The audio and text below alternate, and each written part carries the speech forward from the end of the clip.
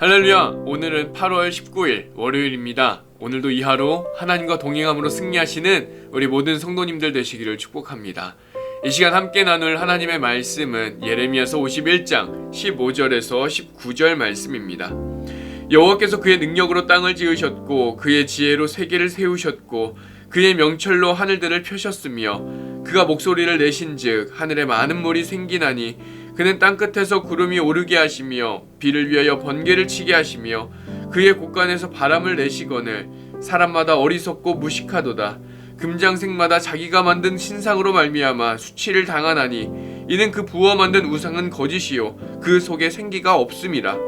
그것들은 헛된 것이요 조롱거리이니 징벌하시는 때에 멸망할 것이나 야곱의 분깃은 그와 같지 아니하시니 그는 만물을 지으신 분이요 이스라엘은 그의 소유인 지파라. 그의 이름은 만군의 여호와시니라. 아멘. 오늘 본문에서 예레미야는 바벨론의 심판을 예언하면서 동시에 하나님을 찬양하고 있습니다. 하나님은 공의와 불의를 심판하심으로 이 세상 가운데에 하나님의 공의를 실현하십니다. 이를 통해 하나님은 어떤 분이신지, 무엇을 원하시는지, 그리고 또 무엇을 싫어하시는지를 분명하게 알려주십니다. 그리고 우리의 삶과 신앙이 어떤 모습이어야 하는지를 가르쳐 주십니다. 오늘도 주님께 배우며 주님의 뜻대로 이 하루를 살아가는 저와 우리 모든 성도님들 되시기를 소망합니다. 예레미야서를 보면 바벨론에 대한 심판의 메시지가 참 길게 나옵니다. 50장에서 51장까지 2장에 걸쳐 나오는데 거의 6페이지에 걸쳐 해당하는 분량입니다. 또 우리가 함께 나누는 이 7분 묵상 분량으로 따지면 지난주 14일 수요일부터 이번 주 23일 금요일까지 해당하는 분량입니다. 참 길죠. 왜 이렇게 길게 바벨론 이야기를 하는 것일까요? 몇 가지 이유가 있지만 그 중에서 하나는 하나님께서 이 바벨론을 도구 삼아서 유다를 멸망하시기 때문입니다. 또한 둘째는 하나님의 도구인 이 바벨론이 자기들의 승리가 마치 자신들의 강함으로 이루어진 줄로 착각하여 교만했기 때문입니다. 그래서 오늘 51장 말씀에서는 바벨론의 심판을 말하면서 하나님을 찬양하고 하나님 앞에서 생명력이 없는 이 바벨론의 우상들은 헛되고 또 조롱거리가 될 무기력한 존재다라고 외치고 있는 것이죠. 헛되고 무기력한 우상을 붙잡고 살아가는 바로 이 세상 속에서 하나님을 찬양하고 또 하나님의 능력을 나누어주며 지쳐있고 소망 없는 이들에게 정말 진정한 참된 위로와 힘이 어디로부터 나오는지를 알려주고 또 전해줄 수 있는 우리 모든 성도님들 되시기를 소망합니다. 전에 에돔에 대한 심판의 메시지를 함께 나누면서 교만은 결국 우상 숭배로 이어진다라고 하는 것을 함께 나눴습니다.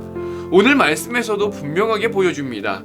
하나님을 무시하고 스스로를 자랑했던 이 바벨론의 교만이 결국은 헛된 우상들을 만들어내고 또한 그것들을 숭배하도록 만드는 우상 숭배로 이어지고 있습니다.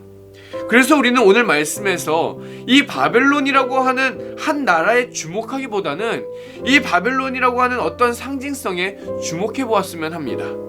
바벨론이라고 하는 것은 혼돈이라고 하는 뜻도 있지만 문자적인 뜻으로 신들의 문이라는 뜻도 있습니다.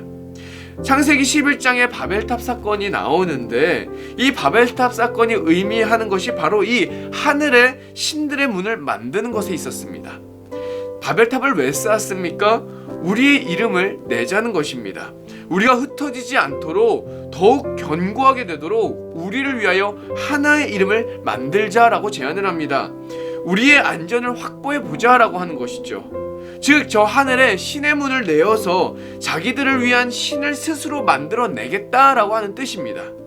자기를 위하여 스스로 신을 만들어내는 이것이 바로 바벨론이 가지고 있는 상징성입니다. 하나님이 아닌 다른 것을 찾아 교만으로 쌓은 이 바벨탑 결국엔 어떻게 됩니까? 하나님께서 무너뜨리시고 흩으십니다. 하나님이 아닌 스스로를 자랑하며 교만으로 세워진 이 바벨론은 어떻게 되었습니까? 결국 하나님께서 무너뜨리시고 흩어버리십니다. 우리 사랑하는 성도님들, 바벨론의 신앙은 결국 무너지게 되어 있습니다. 바벨론의 신앙이란 어떤 신앙입니까? 내가 하나님을 위하여 존재하는 것이 아니라 하나님이 나를 위해 존재한다라고 생각하는 신앙입니다. 내가 하나님께 영광을 돌리기보다는 하나님이 나의 요구를 채워줘야 한다라고 생각하는 것입니다. 그러기에 나의 요구나 나의 바람이 채워지지 않으면 그 즉시 하나님을 원망하거나 하나님의 자리에 다른 것을 바꾸게 되는 것이죠. 돈으로, 지위로, 인맥으로, 또 관계로, 경험으로, 운으로 말입니다. 성경은 바벨론의 신앙으로 무너진 우리에게 또 다른 하늘이 있음을 보여줍니다. 바로 베델의 하늘입니다. 창세기 11장 바벨을 지나 28장을 보면 하나님께서는 야곱에게 한밤중에 그 하늘 꼭대기에 닿아 있는 사다리를 보여주십니다. 그리고 그곳에서 야곱은 자신과 함께 하시는 하나님의 임재를 경험하게 됩니다. 그리고 그곳의 이름을 하나님의 집, 하늘의 문, 베델이라고 불렀습니다. 바벨과 베델의 의미는 똑같은 하늘의 문이었지만 이 둘은 너무나도 다릅니다.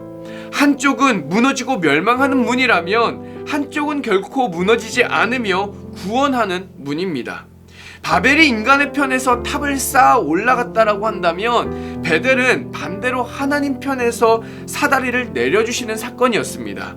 무슨 말인가요? 바벨은 인간이 인간의 방법으로 신에게 도달하려고 하는 노력이었다면 베델이란 하나님께서 하나님의 방법으로 인간에게 찾아오시는 은혜의 사건이었다라고 하는 것입니다.